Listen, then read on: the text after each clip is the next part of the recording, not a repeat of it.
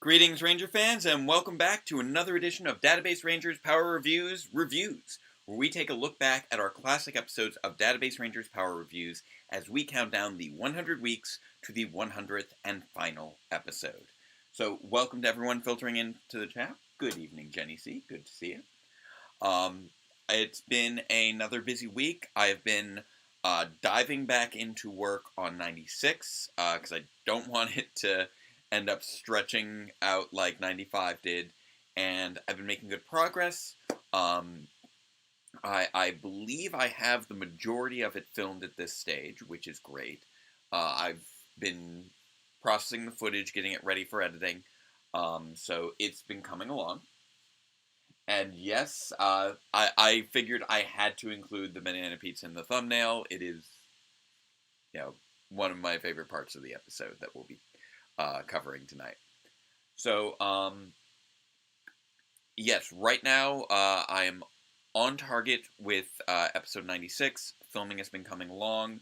There was actually a little bit of the script that I still had to finish because I'd written most of it in advance, but there was still like one scene I had to wrap up, and that I actually finished the other day.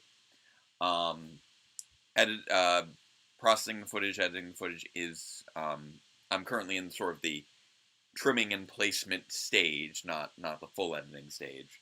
But that has been coming along well. And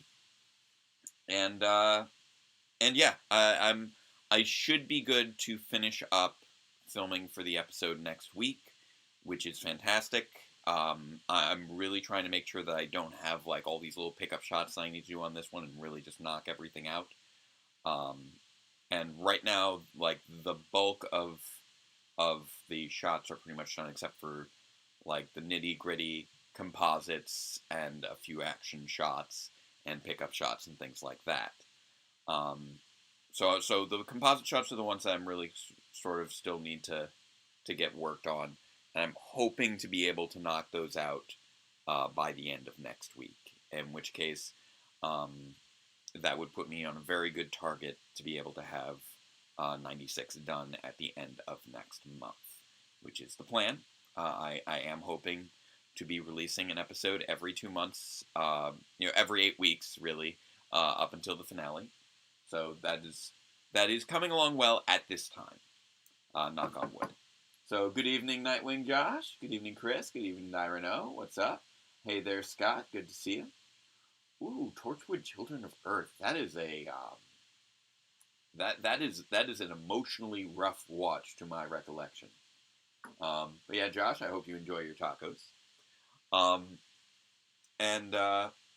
Yeah, I know right now news regarding Power Rangers is a little bit low outside of like issues with toy releases and various things with the comics that I really need to badly catch up on. I will say that at long last, after briefly mentioning it last week, how I've been meaning to watch it forever, I have started finally watching Gokaiger. I feel like I should be doing some sort of like a Twitter thread or commentary on it. I don't know. Right now I'm just watching it as I edit. I'm enjoying it.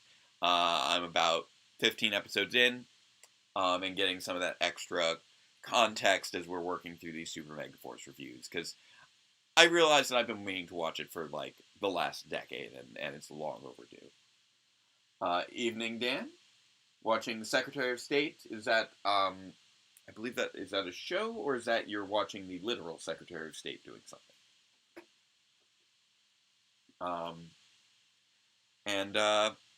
And yeah, with regards to the channel as a whole, I did put out a poll on Twitter to see what preferences are with regards to the style of reviews that people like best outside of Power Reviews. So if you haven't taken part in that Twitter poll yet, please do. I'm trying to get an idea for what people enjoy from the channel that already exists, as I try to figure out what I'm going to do with the channel after the end of Power Reviews at the end of this year. And I don't know. Maybe I might, continue what I'm one of my series just in a different form, or maybe I might revitalize something, or maybe I might retire or come up with something entirely new. There's a whole spectrum of different paths right now. And I'm hoping that you guys will be able to help me make that decision, because I'm very up in the air about it. Oh, Game of Thrones. Yeah, I hear that it does kind of fizzle out a little towards the end, but those early seasons are quite good. So, all that said, I think that we should dive on into things. And as we always do, let us not forget our 3 equally non-controversial phrases. So, number 1, say it with me, chat. Black lives matter. Number 2, say it with me, chat. Fascism is bad. And number 3, say it with me, chat. Superheroes are fun. So let's dive right in with our favorite superhero, one Database Ranger, as we take a look at episode 61 of Database Ranger's Power Reviews, our review of Power Rangers Super Megaforce episode 6, Spirit of the Tiger. Previously on Power Review. And I love that zoom in on Jaden so much that I had to use it for the previously bit. Which crossed over into our world through an unstable interdimensional rift. Yeah, I know Ranger Logs didn't really get a real shot. It did get overtaken by live reactions very quickly. It really was a matter of time commitment is really what it came down to. Laundering guy right now. I think we have another tear. So I'll teleport in and out before anyone even knows I was there. Not this place. No one gets in. And here we're kind of setting up the dilemma that we're going to see sort of the resolution of in this episode. And now, Database Rangers Power Review. Greetings, Ranger fans, and welcome to Pizza Night. So what's the plan? I love that I actually had to place You can hang your coat up over there. my camera Thank you. inside an oven for that. Seat. And I love that we decided, okay, Chris, so you have your lab coat. I'm also going to give you Dr. K's lab coat, and that is going to be the coat you wear over your coat. To get to know each other better. Exactly. And I must say, this was a great idea. Fantastic, marvelous, very inspired. Did you know not one agent has ever invited me to their home before? I can't imagine why. It's like they don't even want to acknowledge we scientists exist outside of work. It's always, unlock the secrets of this universe, break the will of that person. Nobody ever wants to just sit and chat. Well, trust me. I love Dr. C so much. I don't know if I've said that Well, enough, in that case, Hold that but thought. he is genuinely one of my favorite characters. And so much of that just comes down to Chris Kowalski just bringing such a wonderful light energy to the whole thing. And here we have it, the Thrilla Gorilla Pizza. And yeah, that is literally just an olive oil bottle, but we decided to have it be the sedative bottle for Guy. And yes, he knows who he's dealing with. He's going to need extra sedatives. But yeah, that's literally like, I asked, Ooh, are those I bananas? believe that I think on my way over to Dave's place, I picked up a chicken parm pizza and a banana. And I just sliced the banana, but- So, and Chris absolutely. Chris had to eat through It so has much no of this. taste to the aftertaste. I can't quite put my finger on. But you're still feeling perfectly fine. So Oh, yes. with Is there a reason I shouldn't? No, of course not. this, Let's turn on the TV, and you just keep eating that pizza. Chris had to eat so much pizza across the course of this Delightful. because, and now you can see half the pizza there in shot, so it still creates the illusion that he's only eaten one slice. But as I've mentioned before, I do multiple takes of everything. So so Chris would take a bite for one take, put that slice down, take the bite from a different slice for the next take, put that slice down, take a bite from a different slice for another take, put that slice down. And then he would have to cycle through those same 3 slices as he keeps working through. Yes. Um, Tonight, we'll be taking a look at episode 6 of Power Rangers Super Megaforce, Spirit of the Tiger. now, This installment interesting thing to the local zoo. about about Guy's apartment here, which is our first time seeing Guy's apartment. This was after Dave had moved out of the complex that we shared. Dave never lived in our building, but he did live in another building in the same complex. No, I did not know that. And I also just love Dr. C's random little fun facts here. Now, you might notice a little bit of a discontinuity in the color balance.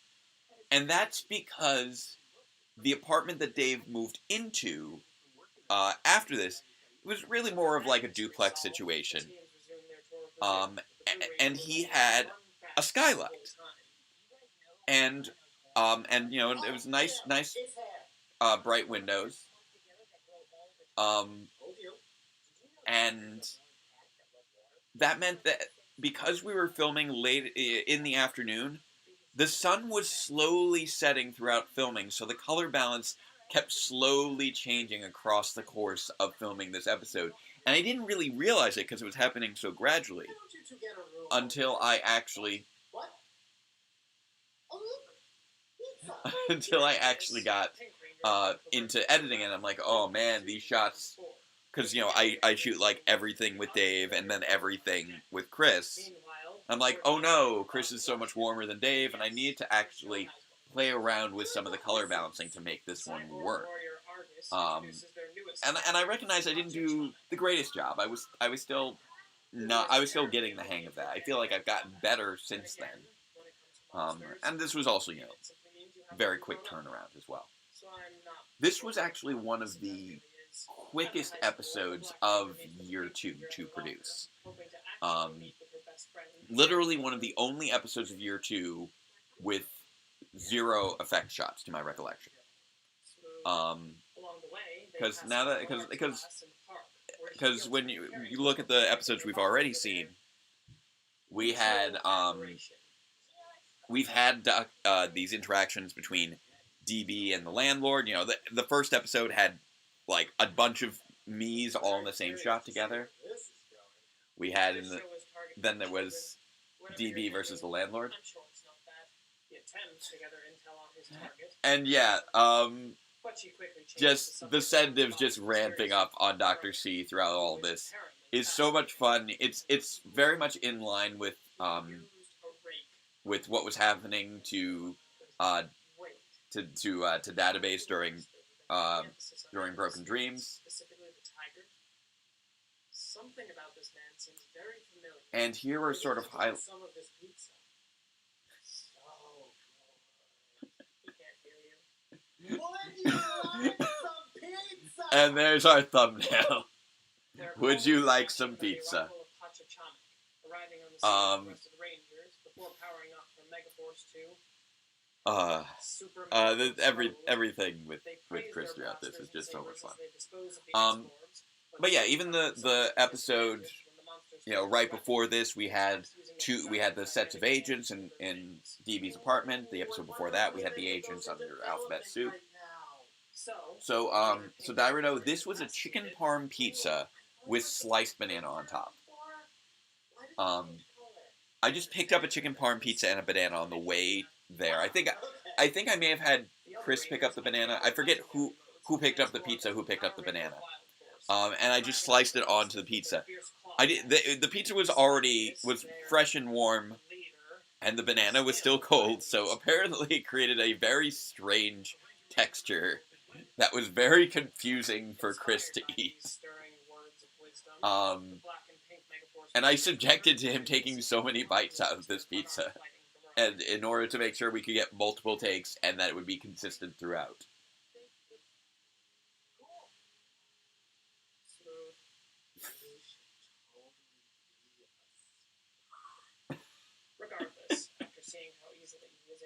And it's funny also because Chris, you know, obviously Dr. C is sitting there with guy who is literally a spy in this context.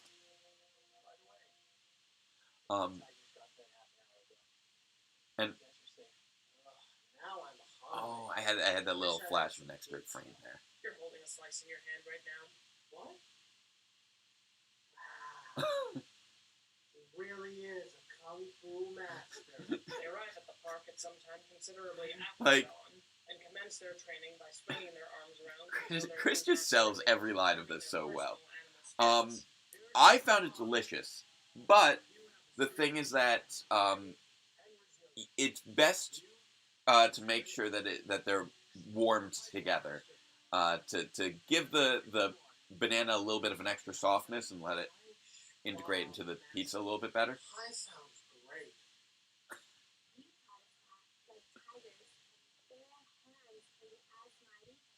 Oh. Oh, did I miss the training part?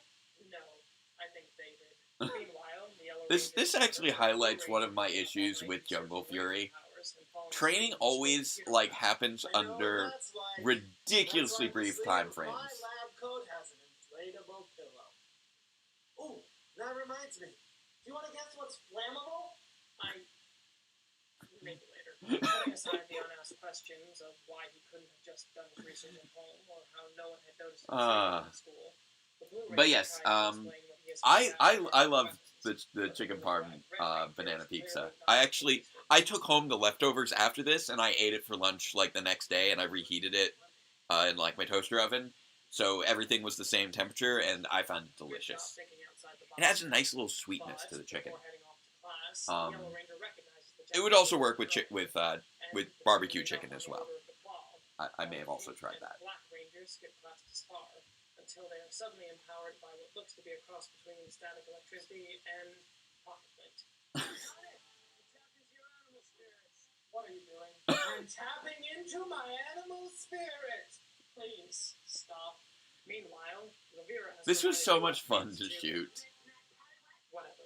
Um, This apparently allows and- them to destroy entire buildings, so naturally, You know, and it was also great that we could shoot it all in one day. This was one of the very few episodes, really, since year one, that was all shot in one day. Because it's all like, okay, you sit here on the couch, we shoot all your scenes. You sit here on the couch, we shoot all your scenes. You're sitting together on the couch, we shoot all your scenes together. And along with the little pickup stuff at the beginning and end. Although my scenes at the end of the episode might have been filmed later, I don't quite recall. Okay. This was also, all at Dave's apartment, so we tried to knock it all out in one go. Off to join their friends and implement their new training. This actually works out considerably worse than one would expect. Now, I've now seen And by I have now seen the Gokaiger version of this episode, legendary powers. and having now seen the Gokaiger version of this episode, Pulling on the animal spirits the of whole Fury Rangers never let go of their weapons thing Super Mega Rangers combine their powers comes together out of nowhere. to boost their They attack. just decided to make that be the crux of this episode.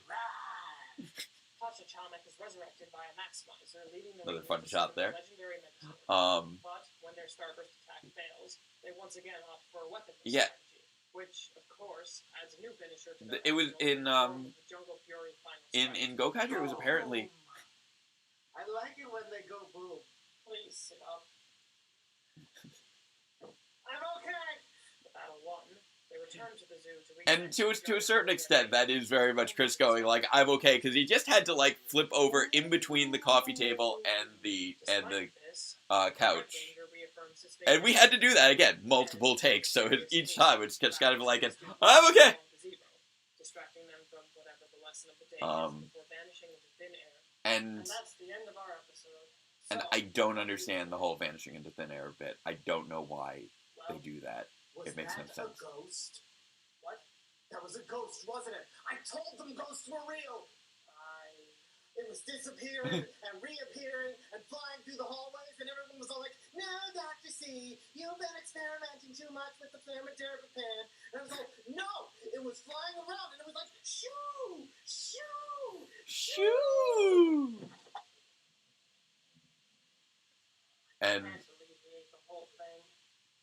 Chris committed to that so well.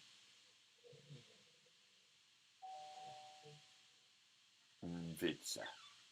And here we Hey, come. we're watching the feed from the Sweet Free People. Pretend that it's still the same apartment, even though it's not really. Oh yeah, this bit I believe was another day. Quite the tolerance level. Looks like it. And yes, that is foreshadowing for T Omega. Really? What? That's a little obscure. Really? They had like 45 episodes. Seriously? Yeah. Strange. Anyway. And this is our little nod.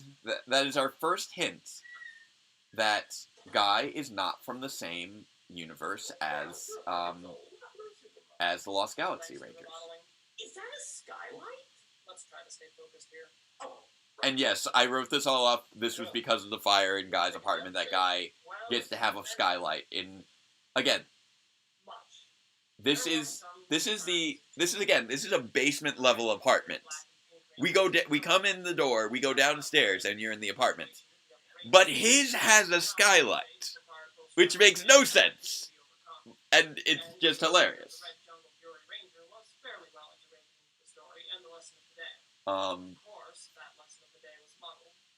So yeah, this is both this and episode 59 are examples of just me realizing, okay, my friends have moved away from the apartment. I want to kind of acknowledge this and make use of these new locations.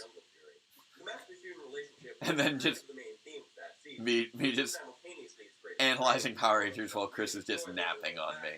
And a really complex villain to subordinate. And its greatest weakness in the form of inconsistently developed Ranger pupils and erratically motivated villain overlords. The end result is something of a middle-of-the-road season that was fun and character-driven, but regrettably disrupted by an ill-timed writer's strike during its second half. I do love doing these little analyses of the various episodes, being the gateways into their seasons.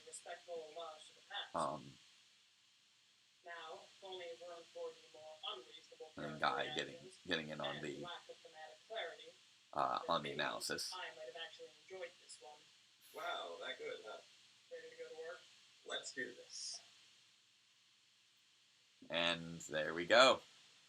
That's the lead into our big scheme.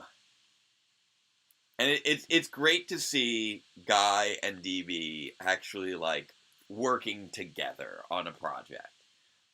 As much as to an extent it feels like it is, a little reiterative to have another sneaking into Alphabet Soup plot after we had already had, trapped in Alphabet Soup, escaping Alphabet Soup, sneaking back into Alphabet Soup to save Mayo. It was a very fun approach to that same sort of plot again. Because it gave me a chance to really partner up Guy and DB, see how their relationship has now developed into more of a partnership, and bring in Dr. C as a much more prominent supporting character. So the ghost thing, that was foreshadowing of T Omega, who we will be introduced to in the next episode.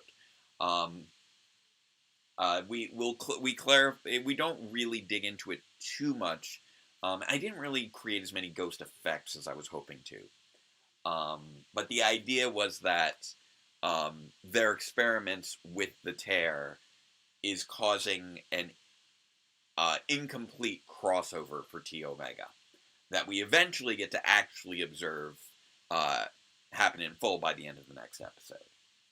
But I always just try to seed in these little hints here and there. Like, the Galactabeast line is just something that I toss in there as sort of a throwaway line, just to sort of place the seed that Guy is not familiar with Lost Galaxy. And the reason for that is due to how the Power Rangers multiverse is structured in my interpretation of the Power Rangers multiverse. This was, keep in mind, well before Dimensions in Danger. This was still 2014, whereas Dimensions in Danger didn't come out until 2017. Or wait, was it 2017? 2018. Sorry. So this was, 4 years before Dimensions in Danger came out. And so we hadn't established the 3 separate Power Rangers universes as being 3 separate universes yet. This was before Dino Charge had even premiered, let alone had its finale at the end of at the end of 2016. So the idea of Dino Charge existing in a separate universe hadn't been established yet. All we had was that RPM was ostensibly in a separate universe. And with that being the only Power Rangers season in a separate universe, I wanted to start introducing my interpretation of how that happened.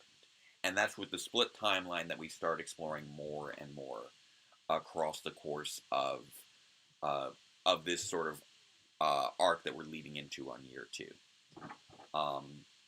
Because the Summer Saga really sort of dives into that split timeline exploration, which we start teasing in this episode, and then we start to explore a little bit more across the course of the next 2 episodes before we really dive into it, and we start to finally have a clear point of divergence by the end of the Summer Saga.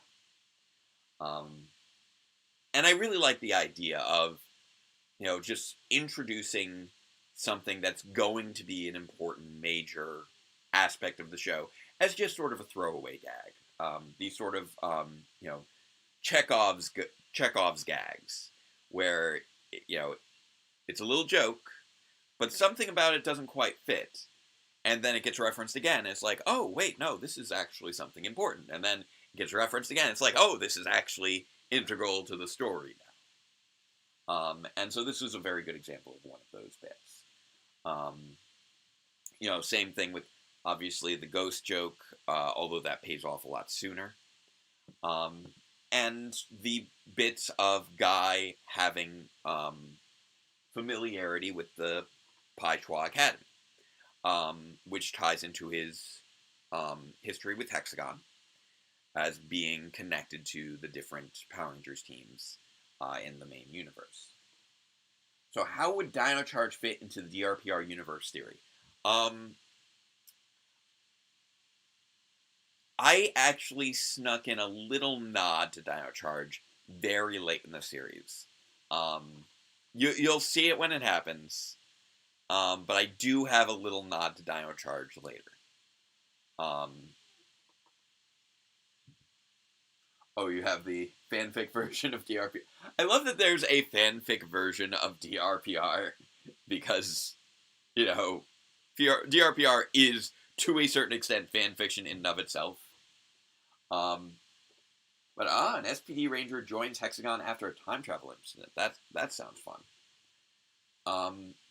But yeah, I basically have Guy is only aware of Lost Galaxy through the context of Trakena's Revenge, because in my interpretation of the main Power Rangers universe, that was the only time up until through Trakena's Revenge and Forever Red. Those were the only 2 times at this time that Lost Galaxy had crossed over into the main universe, in my interpretation. We obviously see Leo in Legendary Battle, but that's a whole nother can of worms. And there are plenty of things that, we've acknowledged are insinuating a breakdown of continuity within the Power Rangers universe across the course of Megaforce and Super Megaforce, and that is actually happening in-universe. And that is something that's tied into the Rift and all the anomalies that we've been experiencing, which there is still more to discover. There is still more to be revealed in terms of the source of all that. And although not everything is going to be revealed immediately, I can tell you right away right now that episode 96, which should be out by the end of next month, knock on wood, is going to be chock full of additional reveals. So I'm hoping that that those will be satisfying payoff for you guys. Oh, nice. Guy's partner going undercover as an alphabet soup agent. Oh, that could be fun. That does sound fun. And I would like to see is that like on AO3 or fanfiction.net or someplace else? Because I would love to see fan content of Power reviews. Like, I've always kind of wanted to see, like, if anyone was going to make, like, GIFs of us or fan art or fan fiction or anything like that. I would love to see that sort of work. As you can tell from, the show itself, I do love the idea of adaptational um, artwork. You know, Power Reviews in and of itself is a, contextual. It's a recontextualization of an existing work, which is in and of itself a recontextualization of a different work. It's an adaptation of Power Rangers, which is an adaptation of Sentai. That meta level of adaptation is something that has always been intriguing to me. So the idea that other people can be doing the same thing with Power Reviews and creating that added iteration, I find delightful. But yes, I know that the split timeline presented in Power Reviews has been confusing to some people. But I do want to make it clear that Guy's universe is intended to be the mainline Power Rangers universe. That is, I know, been a point of confusion for a lot of people because of the lack of Lost Galaxy there. But that is the intention. That Lost Galaxy is, as we later discover in the series, part of the RPM universe, not part of the mainline universe, through my interpretation. But I still consider Guy to be part of that mainline universe, just that Lost Galaxy isn't. It goes over there with RPM. Because there's nothing in the franchise to actually contradict that, to my knowledge. The only the only interactions that we've seen with Lost Galaxy in the series have been through team-ups where they have to travel through a wormhole anyway. So there's nothing saying that wormhole is within the same universe. They can be hypothetically crossing universes every time they go through that wormhole. Or with the Power Rangers in Space crossover, which would have been the version of Power Rangers in Space that continued through their timeline, as opposed to the ones that continued through the main timeline.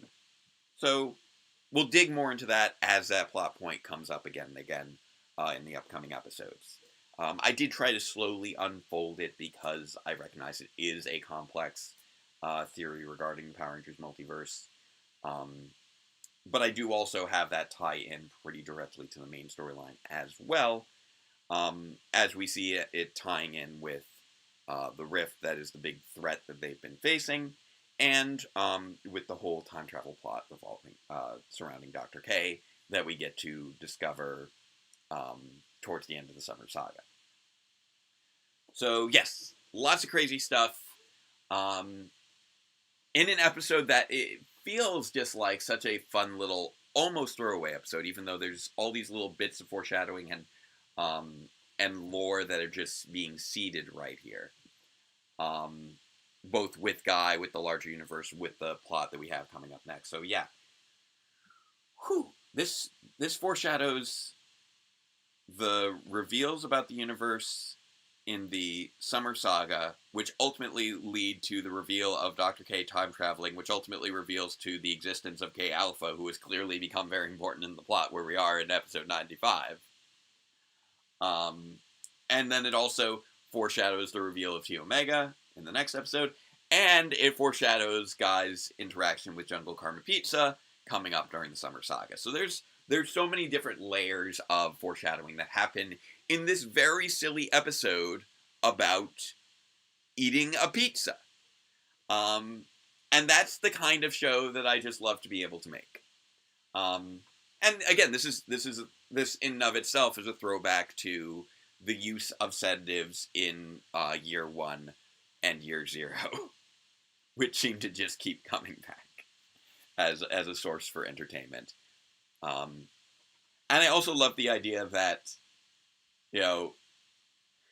Dr. C was supposed to be knocked out in the first slice, but because he's experimented with so many different chemicals over the and different substances over the course of his line of work, he has enough tolerance to take a whole pizza's worth when it was only supposed to take one slice to knock him out immediately. And just him getting wackier and wackier, and me asking Chris to do sillier and sillier things throughout filming. It's like, okay, so now you're gonna start getting a little loopy. Okay, now you're gonna start getting a little flirty with the show. Now you're going to start interacting with the show as if they can hear you.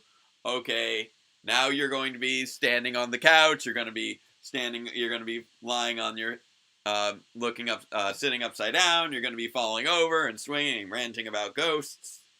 And that's just a fun experience, and it's one of the reasons I love working with Chris on the show. He's also just always been a very reliable performer.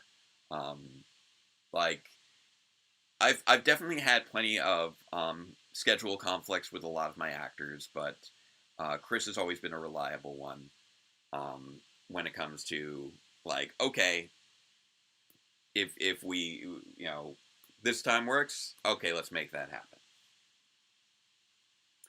Oh, the next Sentai with the CGI animals. I have to admit, I am super intrigued by Don Brothers. It's making me want to finish up, get caught up on Zenkaiger, because I have fallen behind on Zenkaiger by quite a bit. The other week, we caught up a little bit on it, but we're still, like, almost 20 episodes behind. No, actually, we're over 20 episodes behind. We, just covered the super mode for Zenkaiser. So we're way behind on Zenkaiger. But I really want to get caught up so I can see how it ties in with Dawn Brothers, because the idea of a sequel season to a Sentai is really interesting to me, and the designs on those characters is super intriguing, because it's so off-the-wall cartoony, much like Zenkaiger has been, but there's actually, a consistency of theme and design which Zenkaiger lacks that I really enjoy. And so I'm seeing a lot of creativity while still seeing unity of design just in those concepts. So, when I retweeted the suits when they first got posted, I'm just like, I think I love them. It's very much in line with Q Ranger in that regard, where there's a wonderful consistency of theme in terms of the general design, but a lot of variety within that general design. Garu in having fur in his costume, Champ having the big bulky costume with the big horns, Raptor having the wings, Stinger having the tail, and I feel like it's working within that same overall design ethos that is super cool and intriguing to me. And I'm just also curious how those sort of CG-looking Rangers are going to function. I do not know what these characters are going to be, and that interests me. And I'm somebody who's not a huge fan of the Jumans from Zyuohger. I do enjoy the Kikinoids in Zenkaiger, although I'm less of a fan of their morph forms looking so much like Zords and not so much like Rangers. So, do I plan on bringing back live reactions when Dawn Brothers begins? Not when Dawn Brothers begins. At the very least, I can say that. I don't know if I intend to bring back live reactions at any point. I am seeing a lot of positive love for the live reactions in the Twitter poll I'm running right now. So I don't know if I'd bring back live reactions, especially since we're parents now, and having both of us engaged in a live activity simultaneously is a little dicey. But I am considering whether I want to do some other form of live streams or some other form of off-the-cuff unscripted reviews, because I have found that the deeper looks have been a bit on the challenging side in terms of being able to script them while parenting. So I'm very up in the air on what I plan to do next in terms of episode reviews, if I do intend to continue episode reviews, because I've been doing individual episode reviews for nearly 10 years, which I think is longer than anyone else on the platform. I could be mistaken. I think I'm the longest running consistent episode reviewer. Obviously, Linkara was doing History of the Power Rangers before I started, but in terms of individual episodes, I think I'm I believe the term is OG on that regard. So I don't know if I might finally be looking at retirement or not. That is really the big question for 2023, whether or not I choose to retire.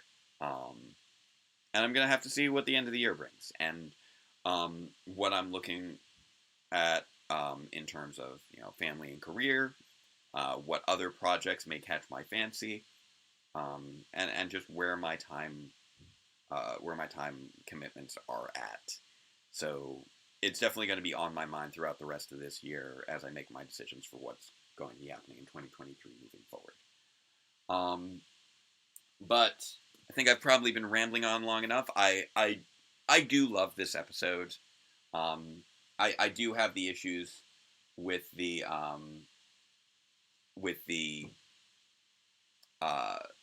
color balance in this episode. It was a challenge for me, and it was one that I don't feel like I really rose up to. But the performances and the dialogue, and the foreshadowing for later story elements, and just the concept, I feel like this is an episode that I'll always kind of have a soft spot for. And next time we get to have some more fun with them sneaking into Alphabet Soup with the whole Weekend at Bernie's bit. So I can't wait for that episode next.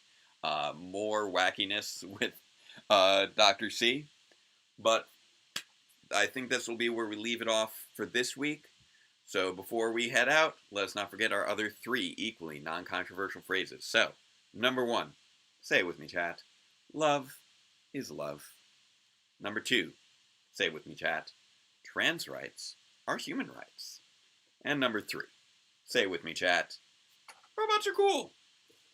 And they can make a mean pizza sometimes. Even though technically Guy made the pizza. Yes, database, the epitome of consistent. I mean, I've been consistently putting out content for a very long time. It's just not consistently the same content or on the timeline that I want my content. I try.